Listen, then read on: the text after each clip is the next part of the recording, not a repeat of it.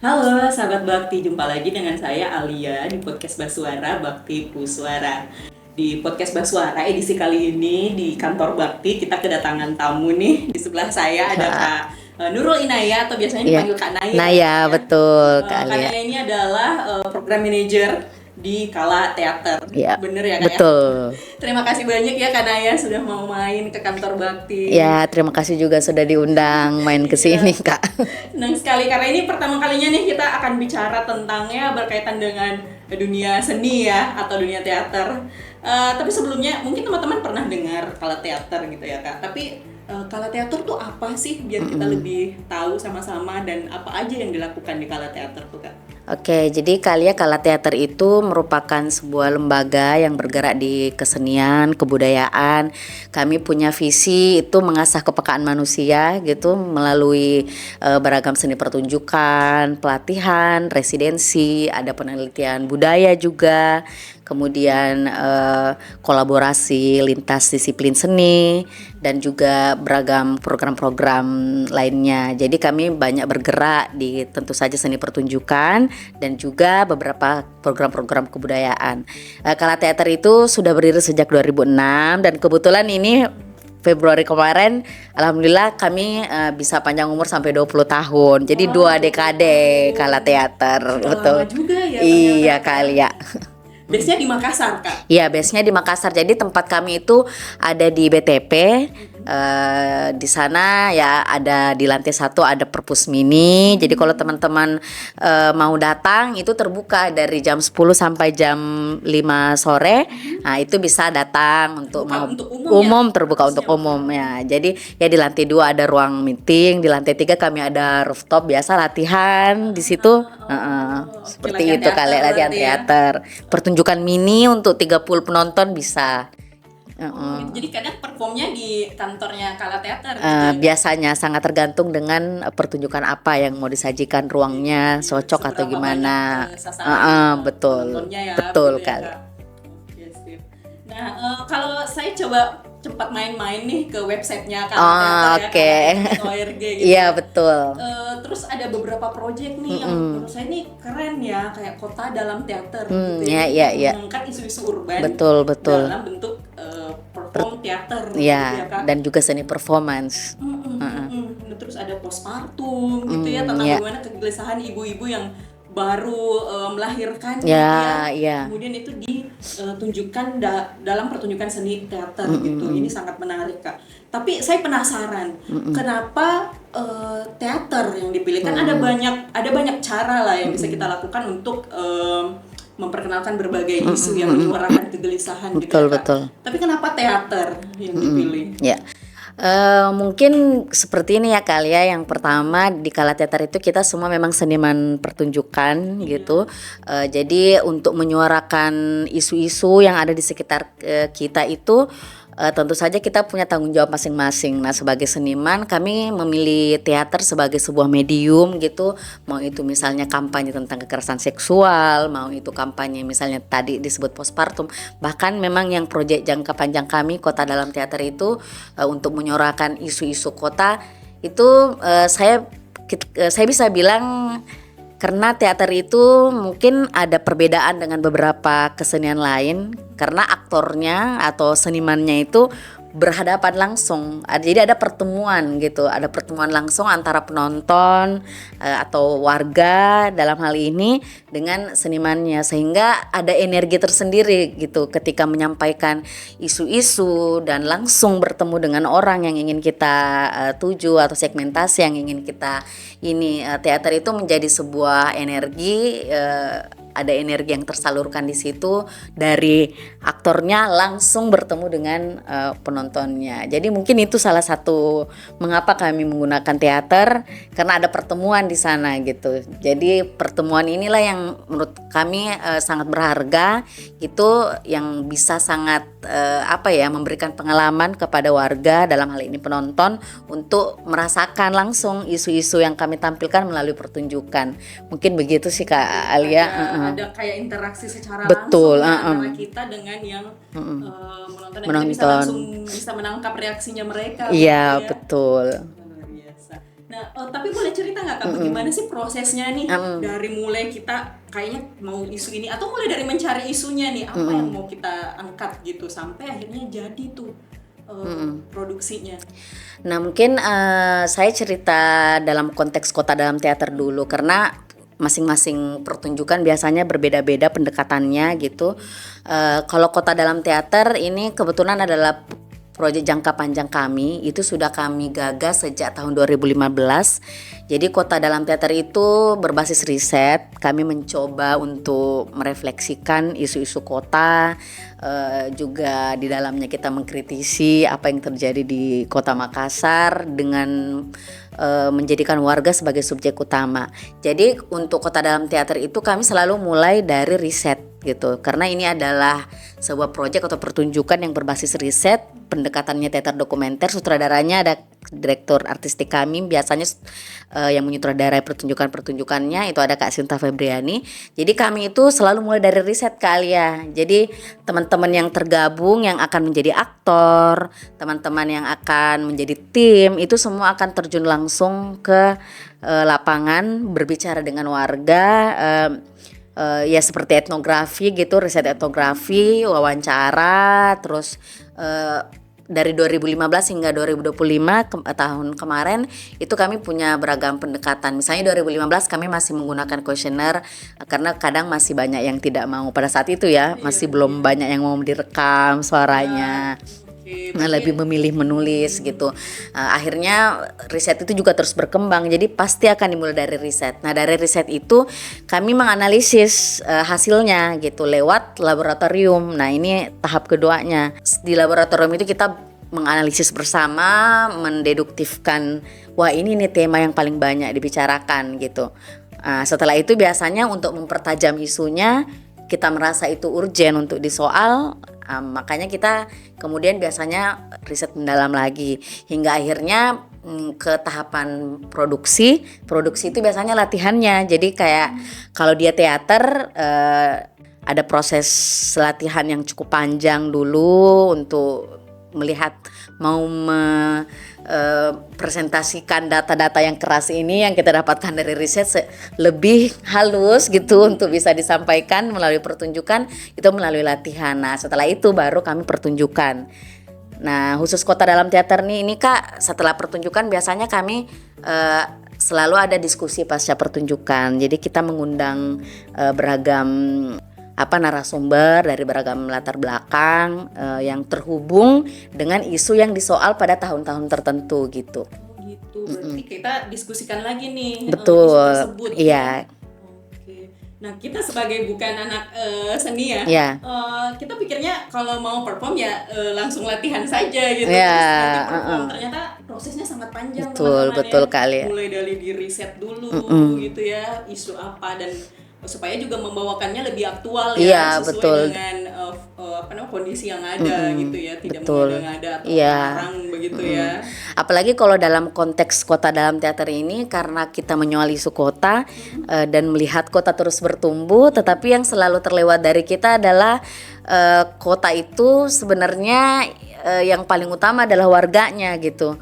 Kita melihat ya di mana-mana banyak sekali pembangunan terjadi, misalnya banyak sekali hal yang diperbarui dalam kota, tetapi bagaimana dengan warganya? Jadi Kota Dalam Teater itu akhirnya kami menemukan ada yang tidak terhubung nih kali ya antara warga dan kotanya, tempat dia tinggal, tempatnya yang harus mereka merasa aman, mereka harus mendapatkan hak-haknya gitu. Jadi dalam konteks itu memang benar seperti Kalia bilang, memang harus aktual dan relevan gitu terhadap apa yang terjadi di sekitar kita. Jadi penonton langsung merasakan gitu bahwa saya terwakilkan nih dengan ini gitu, apa yang saya lihat ini luar biasa. Nah kemudian sepanjang pertunjukan yang pernah kakak lakukan nih, kakak juga ikut sebagai ini ya, performernya ya? Ya, jadi karena proyek Kota Dalam Teater itu kan dari 2015, saya ada terlibat sebagai aktor juga sebagai performer seperti itu. Kadang di depan produksi panggung, kadang di belakang, yang ribet-ribet di belakang kadang juga gitu. Jadi semua bisa dilakukan. Iya. Oke. Nah sepanjang itu tuh yang pernah ditunjukkan ada nggak yang menurut kakak nih paling menarik gitu yang pernah ditampilkan gitu, kenapa gitu kan? Sebenarnya kalau pertanyaannya yang paling menarik untuk ditampilkan itu agak sulit dijawab ya kayak karena ya, karena apa ya kami kalau produksi gitu selalu saja ada hal baru gitu. Kalau di teater itu tidak pernah ada hal yang berulang kan. Jadi misalnya kami biasa pertunjukan misalnya 3 sampai 5 hari dengan pertunjukan yang sama, itu meskipun pertunjukannya sama itu bukan hal yang experience-nya berbeda yang seperti saya bilang tadi, karena dia memang ada pertemuan. Jadi tidak ada yang 2 kali dalam atau 3 kali 4 kali dalam pertunjukan. Jadi kalau untuk memilih yang mana yang paling menarik itu pertanyaan yang cukup sulit kayaknya kali ya. Baik. Semuanya menarik dan semuanya berkesan. Dan gitu dan karena semuanya memiliki pesan-pesan tersendiri gitu. Mungkin misalnya kayak gini, di 2015 itu pertunjukannya menyoal 3 isu gitu. Mungkin kalau kalian masih ingat karena kita warga Makassar ya, istilah begal pada saat itu di 2015 kan sedang marak-maraknya. Jadi kami menyoal 3 isu. Yang pertama ada kriminalitas di jalan raya, ada menyoal sampah. Masalah itu kalau kalian juga ingat 2015 kan pemerintah kota pada saat itu ya pasang tempat sampah yang sudah katanya waste management gitu ya kan di gitu sangat menggembor-gemborkan itu, tapi sebenarnya pada kenyataannya secara praktik itu tidak berjalan baik gitu. Dan juga kami menyoal banjir. Jadi di 2015 menyoal itu. Nah, kemudian di 2017 menyoal hal lain gitu karena hasil risetnya kan terus bertumbuh, Kak. Di 2017 itu kami menyoal tentang meningkatnya angka bunuh diri gitu di Kota Makassar. Ternyata itu kami temukan gitu, wah ini biasanya karena persoalan hidup, ekonomi gitu. Ya ada juga yang karena alasan percintaan misalnya, tetapi itu sangat mengkhawatirkan bagi kami gitu. Jadi kita penting menyoalnya. Dan bahkan pertumbuhan orang gila orang dalam gangguan jiwa juga kami soal pada 2017 itu. Dan yang ketiga dan ya masih sangat aktual sekarang sebenarnya adalah kami menyoal juga tentang reklamasi Pantai Losari pada saat itu 2017 kan. Pernah rame itu. Ya, jadi karena banyak pro kontra lalu kami coba riset dan ternyata di balik megahnya rencana pemerintah ada hal yang perlu disoal gitu, karena ada beberapa warga yang terdampak karena sumber penghasilannya yang harusnya memang mereka di laut itu kemudian ditimbun, dan kita nggak tahu gitu secara urgensi sepenting apa sebenarnya kita menimbun lautan pada saat itu. Jadi itu tadi kalau cari menariknya setiap tahun ini selalu berbeda. Iya betul. Kalau yang dalam tahun-tahun kemarin ini apa nih Kak yang lagi isu yang lagi dikembangkan? Nah ini proyek Kota Dalam Teater itu juga kan sebenarnya sudah ditampilkan di beberapa kota juga, Kak. Jadi misalnya karena ini isu kota, kami biasanya melihat apakah kota-kota di Indonesia Timur ini atau mungkin di kota lain juga punya isu yang sama gitu. Jadi kami mencoba menjalarkan isu-isu itu juga ke beberapa kota. Misalnya kami sudah ke Mataram, di Bali juga sudah, lalu tahun lalu kami ke Kendari, Gorontalo gitu, dan juga ke Ambon. Jadi isu itu terus relevan. Jadi kalau kalian bilang kayak yang tahun-tahun terakhir, mungkin aku bisa ceritain yang 2025 tahun kemarin pas 10 tahun. Itu 10 tahun pas proyek Kota Dalam Teater alhamdulillah bisa berjalan sampai 10 tahun proyeknya. Isu yang kami angkat itu semuanya berkaitan dengan apa yang terjadi di masyarakat. Jadi ada 8 isu di 8 performer yang pertunjukan di ruang-ruang publik, Kak Alia. Jadi kita bukan di panggung gitu. Jadi ada pertunjukan yang di panggung, ada di ruang publik. Jadi misalnya yang ada, kalau Kak Alia pasti temukan sekarang kan lagi marak-marak tuh tilang elektronik dengan lampu flashnya yang sangat sangat gimana ya, mesti menangkap wajah kita kayaknya. Kita tuh juga mobil, saya tadi dalam posisi apa ya? Betul. Terus itu tanpa disadari mungkin kelihatannya hal kecil, tapi pada saat riset ternyata banyak warga yang mengalami ketergangguan dengan lampu flash itu. Utamanya misalnya kendaraan bermotor juga yang kalau kena bahkan siang hari itu sudah cukup silau, itu cukup mengganggu. Jadi ada yang menyoal tentang bagaimana kebijakan dari tilang elektronik ini, keterhubungannya dengan warga seurgensi apa dan bagaimana dampaknya. Lalu ada yang menyoal tentang kerentanan buruh industri gitu yang tidak memiliki jaminan kesehatan ternyata. Jadi teman-teman tuh ada salah satu performer riset di beberapa pabrik-pabrik gitu di industri, wah ternyata mereka nggak punya jaminan kesehatan, nggak punya BPJS, nggak punya jaminan kerja, jadi mereka sangat rentan. Jadi ada yang menyoal itu. Lalu ada juga yang menyoal tentang bagaimana dampak pemukiman yang masih kumuh gitu terhadap sanitasi gitu, kesehatan. Nah, lalu yang saya soal itu tentang bagaimana banjir. Jadi 2015 kami sempat bahas banjir. Tapi kalau Kak Alia, saya nggak tahu tempat tinggal Kak Alia apakah juga terdampak banjir. Terdampak juga ya. Jadi beberapa titik di Kota Makassar itu benar-benar harus langganan kan Kak dengan banjir. Jadi aku coba turun ke daerah Antang Blok 10, tanyain satu-satu warga. Terus memang itu mereka benar-benar sampai atap kan. Banjirnya parah. Iya, parah sekali dan itu setiap tahun gitu. Jadi selalu relevan. Iya, jadi ditanya kemudian ini memberikan ketergangguan ini juga mental karena kenapa? Mereka selalu menyebutkan kami kalau sudah masuk musim hujan sudah nggak bisa tidur nyenyak, pasti sudah was-was dan sebagainya. Jadi sekarang lagi musim hujan kan. Betul ya. Lainnya lagi itu ada yang menyoal tentang parkir liar. Saya nggak tahu kalian relevan nggak sama parkir liar. Kok saya langsung merasa coba kan. Jadi ada yang menyoal parkir liar itu. Pertunjukan tadi itu kan di beberapa ruang publik ya. Misalnya yang tentang keselamatan buruh itu di lapangan Talak BTP. Jadi ada lapangan di situ ya, dia udah di performance 7 jam gitu dengan 30 kg cabe. Mungkin lihat foto-fotonya di website, dipetik itu mulai dari siang hingga matahari sudah terbenam gitu. Nah, yang parkir liar ini kita pertunjukannya di pantai, performance-nya di Pantai Losari.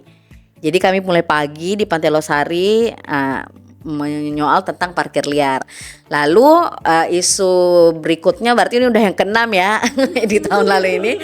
Itu menyoal tentang keresahan warga terhadap PT-PT rupanya. Jadi jadi bagaimana PT-PT yang kita kenal sebagai angkutan umum sangat klasik di Kota Makassar ini itu ternyata memberikan banyak sekali keresahan juga ke warga karena supirnya mengendarai kendaraannya itu dengan sangat ugal-ugalan. Jadi, nah ini performnya kayak gini.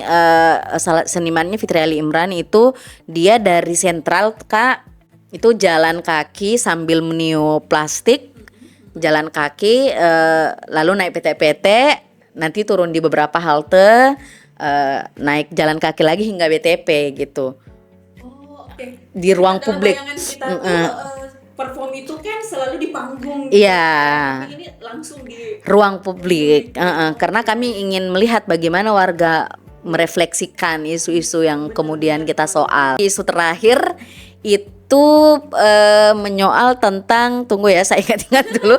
Itu di hari terakhir, kami menyoal tentang ojek online. Jadi driver perempuan yang mengalami diskriminasi Kak Alia. Jadi ternyata pas riset kita temukan kayak driver perempuan itu selalu didiskriminasi. Misalnya sudah dapat penumpang, terus lihat aduh ini perempuan nih, ininya ya drivernya, kadang di cancel atau kadang kalau penumpangnya laki-laki kita tukaran aja, saya yang boncengin gitu kan. Iya kan, jadi kayak ternyata mereka juga menemukan banyak diskriminasi dan tantangan sebagai ojek online. Ya, dan isu yang terakhir yang ke-8 itu menyoal tentang iklim yang saat ini kita rasakan sangat berubah-ubah. Judulnya Tubuh Terik, itu kami di depan Benteng Rotterdam, ada ruang di situ. Jadi benar-benar kami menggunakan sekitar 12 ruang publik gitu, dan juga ruang komunitas. Kami kolaborasi dengan beberapa komunitas juga untuk menggunakan ruangnya. Dan ya akhirnya 8 isu itu dalam 4 hari bisa kita selenggarakan di 2025. Itu yang paling terbaru hektik gitu Kak. juga ya berarti ya Kak. Iya, Tahun 2026 ini akan terus berlanjut begitu ya. Nah, di 2026 ini Kak, karena tahun lalu sudah 10 tahun, kami mencoba merefleksikan kembali isu yang banyak ini, karena kami juga menyoal isu pangan dari perspektif lokal gitu. Kami juga pernah menyoal tentang diaspora suku Bugis Makassar. Ya pas sompe, kalau aku nggak tahu kali orang Bugis nggak, orang Bugisnya jadi perantau betul, pas sompe kali ya. Jadi kami juga menyoal itu. Lalu tadi mengenai isu pangan, bagaimana sebenarnya pengetahuan lokal itu di Ilagaligo dan di beberapa sumber-sumber pengetahuan lokal kita di Bugis dan suku Makassar itu berkaitan erat dengan pertanian dan ketahanan pangan gitu, dan bagaimana ketimpangan kebijakan ketahanan pangan yang segala isu benar. Jadi kami juga pernah tentang bagaimana pengalaman traumatik perempuan di Kota Makassar.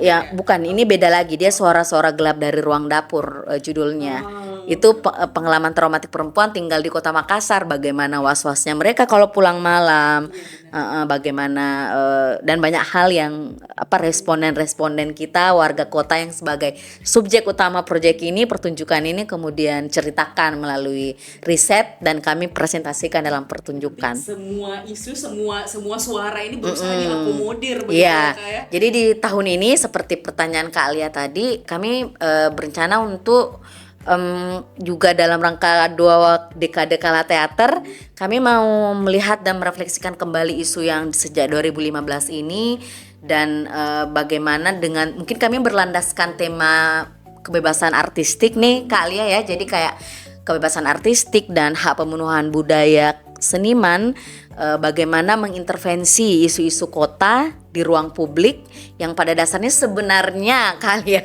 kalau kami mau pentas di ruang publik itu ribet sekali, birokrasinya cukup panjang, birokrasi cukup panjang, kemudian mereka tidak mempertimbangkan sebenarnya kami mau menyoal apa dan apa sebenarnya ininya. Jadi di tahun 2026 ini kami mau merancang untuk menjalarkan apa yang kami kerjakan selama 10 tahun. Jadi karena pendekatannya adalah teater dokumenter, jadi kami akan mengadakan lokakarya teater dokumenter itu. Jadi lembaga-lembaga lain kami bisa saling berbagi untuk menggunakan misalnya pendekatan itu menyoal isu-isu yang berada di sekitar mereka. Kami berencana sih semoga lancar, aman, bisa mengundang perwakilan lembaga, utamanya seniman perempuan yang aksesnya masih banyak sekali yang terbatasi untuk mengikuti lokakarya itu. Juga ada semacam pelatihan untuk mengenal hak-hak budaya gitu, ada diskusi juga rencananya, dan ada tentu saja kami tetap akan melanjutkan pertunjukan di ruang publik. Dan semoga juga tercapai, karena dari 2015 ini 10 tahun itu banyak tadi kan isu-isunya itu sumbernya dari warga, sebagai kami menyebutnya mungkin mereka sumber pengetahuan ya. Jadi pengetahuan nggak melulu kita mesti di ruang kelas kali ya. Jadi suara-suara yang kami rekam, kami telah merekam beragam suara-suara warga. Semoga itu bisa kami bukukan naskah-naskahnya gitu. Iya, bisa tersebar juga, bisa dilihat sebagai referensi gitu. Dan ya itu tadi, semoga pengetahuan yang berasal dari pemilik pengetahuan itu di kota ini itu bisa juga melihat gitu dan merefleksikan kembali hal-hal yang telah kami kerjakan gitu sejak 2015. Mungkin itu rencananya 2026 ini. Ya semoga lancar. Ya, karena kayak hektik banget nih, Hektik, banyak hektik, sekali yang hektik. mau diangkat, tapi semoga semuanya bisa berjalan sesuai dengan yang Semoga direncanakan amin, gitu amin, kan. amin. Kalian doakan ya. Iya. Terus sepanjang ini kan udah 20 tahun ya kan? Ya betul Kak. Sudah 2 dekade. Bagaimana caranya tetap bisa konsisten menyuarakan berbagai kegelisahan gitu ya? Entah dengan cara apa ya? Kalau Kala Teater memilih dengan cara pertunjukan Iya, gitu Kak. ya, seni pertunjukan gitu. Bagaimana kita bisa tetap konsisten gitu? Karena banyak juga tuh yang awalnya lancar gitu, lama-lama kemudian akhirnya berhenti atau betul. tidak lagi fokus di situ gitu. Bagaimana Kala Teater bisa tetap konsisten gitu Kak? Kalau kami mungkin saya nggak mau bilang sederhananya ya, tetapi ada satu kata kunci mau di program apapun di tahap apapun itu adalah yang pertama disiplin aja dulu Kak gitu. Jadi kami percaya disiplin itu membentuk identitas gitu. Jadi kedisiplinan kami dalam mengelola isu misalnya, kedisiplinan untuk terus mengerjakan apa yang telah direncanakan misalnya di akhir tahun, kedisiplinan bahkan hal sekecil kita latihan. Kalau kita bilang latihan jam 3 ya udah jam 3 kita mulai, mau itu lengkap nggak lengkap misalnya, ya itu sederhananya mungkin kelihatannya seperti itu, tapi kedisiplinan itu menurut aku yang itu membangun identitas dan tentunya bisa mendorong, kalau kita sudah punya identitas itu bisa mendorong kita mengerjakan hal-hal secara konsisten, itu bisa memberikan kita jalan juga untuk melakukan hal-hal yang terus sustain gitu, berlangsung secara berkelanjutan apapun rintangan, dan pasti banyak rintangannya Kak, sudah pasti. Itu yang kami pegang. Mungkin saya meminjam kata-kata biasa kalau kami ngobrol sama direktur artistik kami, ada Kak Sinta. Biasanya kayak kedisiplinan itu kelihatannya hal kecil, misalnya dari waktu terlambat 5 menit, 10 menit, 15 menit. Ya mungkin itu terlihat hal kecil, tapi kalau hal-hal kecil saja kita nggak bisa kerjakan dengan baik, bagaimana kita mau mengerjakan hal-hal yang lebih besar? Betul, mengerjakan hal-hal yang besar. Jadi itu sih kunci yang mungkin satu kata kuncinya yang kemudian bisa menjadi penopang bagaimana Kala Teater berupaya untuk konsisten dan juga berkelanjutan terhadap kerja-kerjanya, utamanya dalam menyoal isu-isu yang terjadi di sekitar kita, dan terus mengingat visi kita nih Kak Alia untuk mengasah kepekaan antar manusia seperti itu Kak. Luar biasa. Memang kedisiplinan tuh kayak kadang kita sepelekan ya. Sepelekan, benar Kak Alia. Gitu ya. Tapi kalau kita sudah menyepelekan hal yang seperti ini, hal-hal besar tidak akan bisa kita tangkap dengan baik. Iya, gitu itu yang kami percaya, dan tapi itu bukan berarti semua teman-teman di Kala udah ideal gitu. Enggak, itu tetap masih terus belajar. Iya, terus belajar gitu ya. dan mengupayakan dan tetap memegang itu sebagai hal-hal, ya udah kita nggak akan bisa mengerjakan hal besar kalau hal yang kecil aja udah kita nggak bertanggung jawab atas itu. Gitu sih mungkin yang menjadi saling mengingatkan, benar. Betul, sama-sama, bertumbuh gitu ya. bersama. Karena tagline 2 dekade Kala Teater itu sekarang terbit dan menjalar gitu. Kami punya tagline. Semangatnya harus menjalar. Semangat, gitu betul. Ya. Jadi setelah terbit apa gitu? Oke, mari kita menjalar. Jangan cuma kebaikan, terbit, gitu betul. Ya. Luar biasa. Nah, tapi sepanjang ini tentu ada banyak tantangan yang dihadapi gitu ya Kak ya. Apa saja sih tantangan-tantangan yang menurut Kakak dalam menyuarakan isu-isu ini gitu, dan terutama dalam bentuk pertunjukan teater? Jadi tantangannya sebenarnya cukup beragam gitu. Misalnya saya mungkin memberikan beberapa konteks. Misalnya di Kota Dalam Teater itu karena menyoal isu kota itu banyak bersinggungan dengan kebijakan-kebijakan pemerintah kota kan, utamanya. Dan misalnya Kak Alia di 2017 tempo hari, karena kami menyoal reklamasi, reklamasi saat itu sangat sensitif. NGO-NGO lain itu yang bergerak di lingkungan masih sangat demo-demonya masih sangat intens, dan kami kemudian menyoal karena kami seniman, kami menyuarakannya lewat kesenian gitu. Jadi tantangannya ada di situ juga. Atau misalnya yang tadi sempat Kak Alia soal waktu itu karya saya yang postpartum depression itu, misalnya tantangannya adalah bagaimana mendapatkan responden, karena misalnya di postpartum depression itu kan sebenarnya dia adalah isu yang masih tabu itu Kak. Jadi kayak itu dirasakan sebenarnya sama ibu-ibu, tapi yang Tidak pertama tahu. betul. Jadi nggak tahu. Tapi setelah tahu kita coba mau tanya itu kayak banyak yang aduh gimana, khawatir kan, karena secara otomatis yang terdampak adalah orang-orang yang di sekitarnya. Misalnya dia bercerita ini dia merasa kewalahan dan sebagainya, siapa yang kena ya? Mungkin suaminya, ada orang tua, ada mertua yang dia takut kalau saya cerita nih ini berdampak ke mereka. Jadi ada tantangan itu juga, misalnya menyoal hal-hal yang tabu seperti itu. Jadi kami enggak, nanti kerahasiaannya kami izin juga, karena kami ada menampilkan juga beberapa wawancaranya di pertunjukan itu, ya yang memberi izin yang kami tampilkan. Tapi kalau yang enggak, kami Ada juga yang tidak mau. ada yang nggak mau karena takut itu. Misalnya aduh gimana kalau suami saya dengar, karena rata-rata ini maaf aja ya. Iya betul, maaf aja karena di dunia patriarki beban pengasuhan yang kami soal di pertunjukan postpartum itu hampir 100% dibebankan kepada ibu gitu. Dan suami atau dalam hal ini bapak yang juga punya peranan penting, harusnya itu ya udah bantu-bantu, disebutnya bantu-bantu padahal tidak gitu kan, beban pengasuhan harusnya tanggung jawab pengasuhan berdua. Jadi ada tantangan itu, jadi kayak aduh harusnya kita mau mengumpulkan berapa responden, tapi nggak apa-apa, kita mengalir saja. Bagi orang yang mau bercerita, ayo kita cerita. Dan cukup mengejutkan karena ternyata kan awalnya tuh postpartum itu sejak 2000 berapa ya, saya coba karena saya juga ibu juga ya. Saya seorang ibu. Ya, jadi saya juga punya karena pengalaman pertama di 2017 jadi ibu. Terus kayak saya merasa ada kayak yang aneh gitu kan, perasaan, meski tahu secara pengetahuan tahu hormon banyak yang berubah dan lain sebagainya, tapi saya merasa ada hal yang berbeda dari emosi saya dan sebagainya.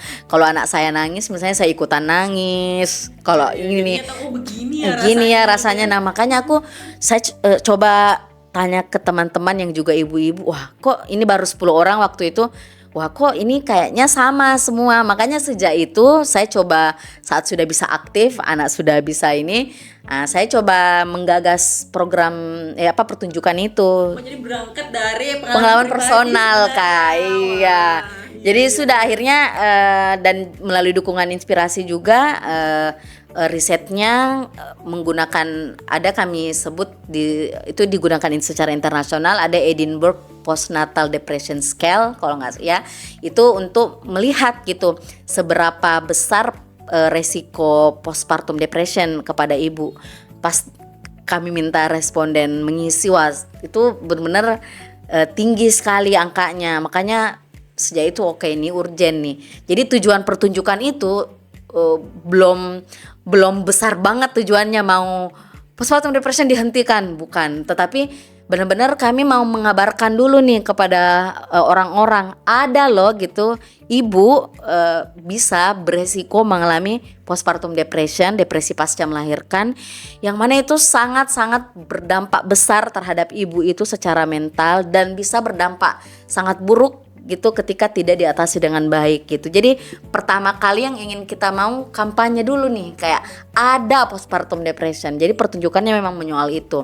Minimal orang aware dulu nih. Aware dulu, ini bukan lebay. Bukan lebay. Jadi kalau ada ibu nangis, misalnya mengeluh, dibilangnya mengeluh, padahal sebenarnya itu sangat wajar terjadi dan itu memang yang dirasakan mereka. Dan secara medis depresi pasca melahirkan itu memang harus didiagnosa oleh ahli kan gitu, oleh dokter memang harus didiagnosa. Itu bisa diobati Kak Alia, ada obatnya tentu saja, ada psikoterapinya.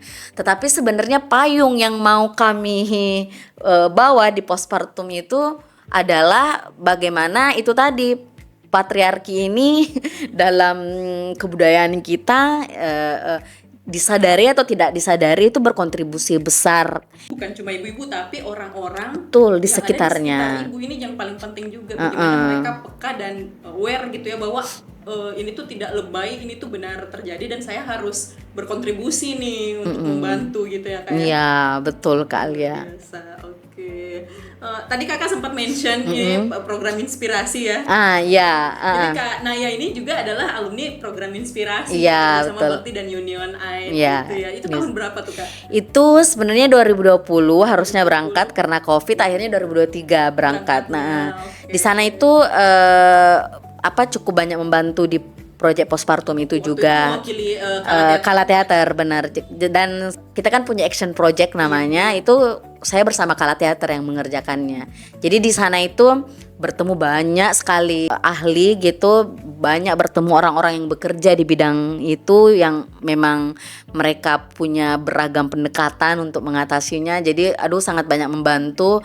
Kebetulan mentor saya namanya Carolina Gordon, dia juga seniman dan sama menyoal tentang postpartum tapi dia lewat visual Kak. Jadi dia jadi perbedaannya itu. Jadi cukup banyak memberikan insight. Nah, postpartum kan pertunjukannya di 2022 Kak, itu di Makassar.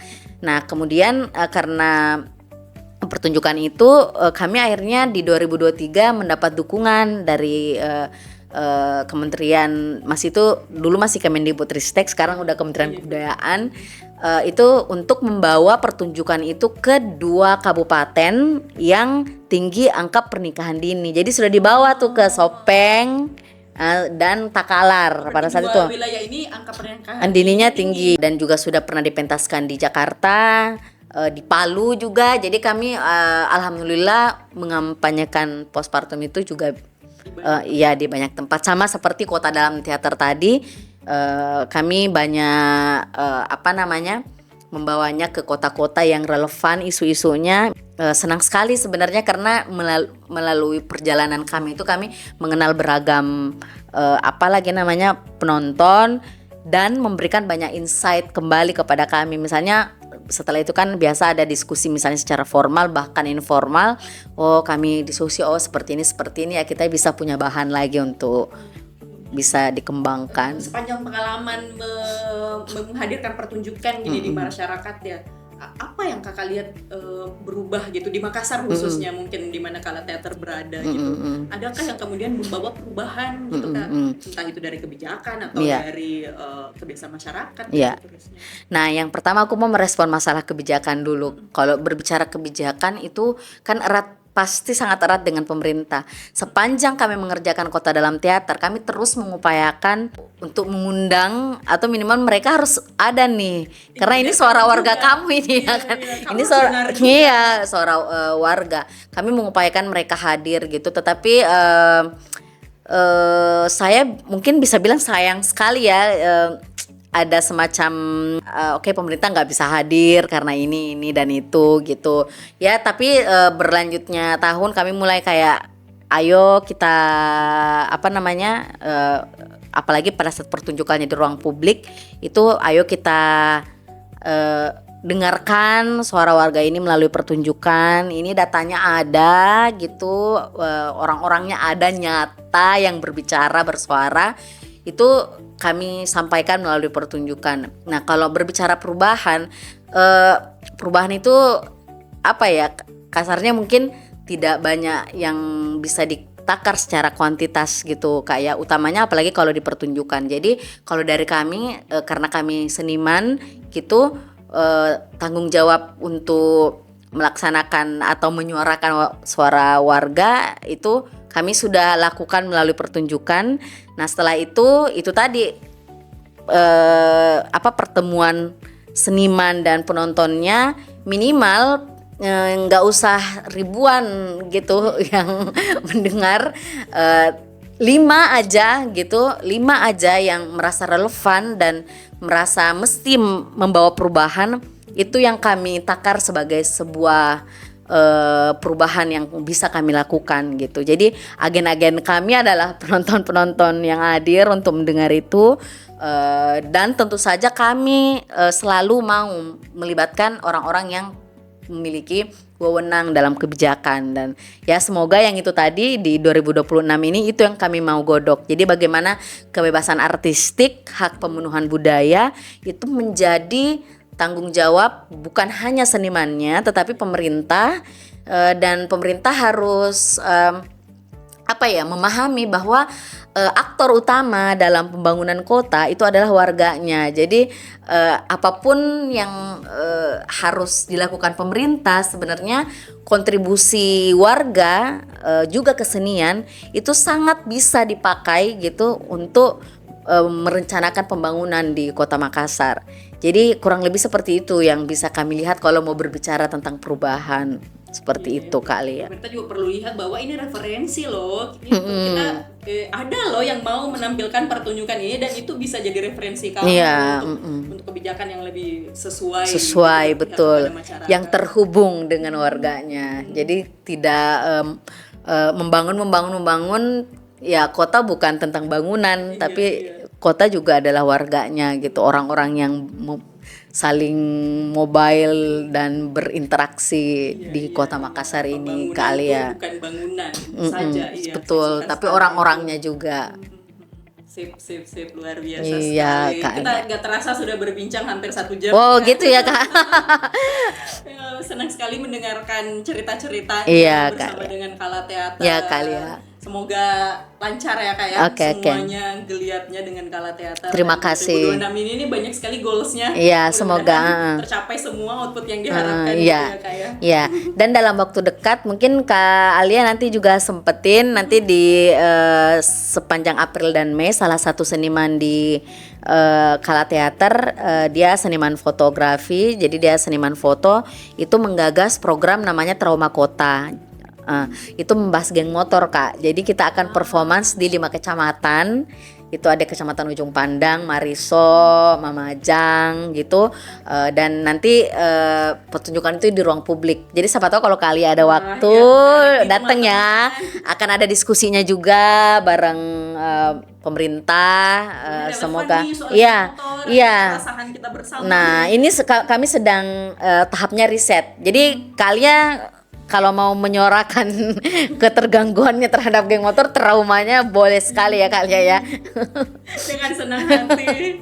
Oke teman-teman, kalau mau tahu lebih jauh tentang Kala Teater ada di Instagram juga ya. Ya, jadi Kala Teater ada di Instagram, silahkan di follow, diikuti perkembangannya di @kalateater. Ada webnya juga kalateater.org dan juga ada di Facebook Kala Teater gitu. Jadi silahkan kalau mau melihat apa yang kami kerjakan di Kala Teater. Informasi kalau ada mau pertunjukan ini pasti di-share melalui media sosialnya ya Kak ya. Iya betul. Terima kasih banyak Kak. Obrolannya pagi ini, kita syutingnya di pagi-pagi banget sebenarnya teman-teman gitu, karena ya datang sini pagi-pagi, disiplin ya nomor 1. Terima kasih sudah diundang. Terima kasih banyak kehadirannya. Nah sahabat Bakti, seperti biasa podcast Basuara tersedia di Spotify dan Apple Podcast. Bagi teman-teman tuli yang juga ingin mengikuti podcast Basuara dapat mengakses melalui kanal YouTube Yayasan Bakti. Akhir kata saya Alia, mohon undur diri. Terima kasih sudah mengikuti podcast Basuara edisi kali ini bersama dengan Kak Naya dari Kala Teater. Dan sampai bertemu lagi di podcast Basuara edisi berikutnya. Terima kasih. Terima kasih banyak.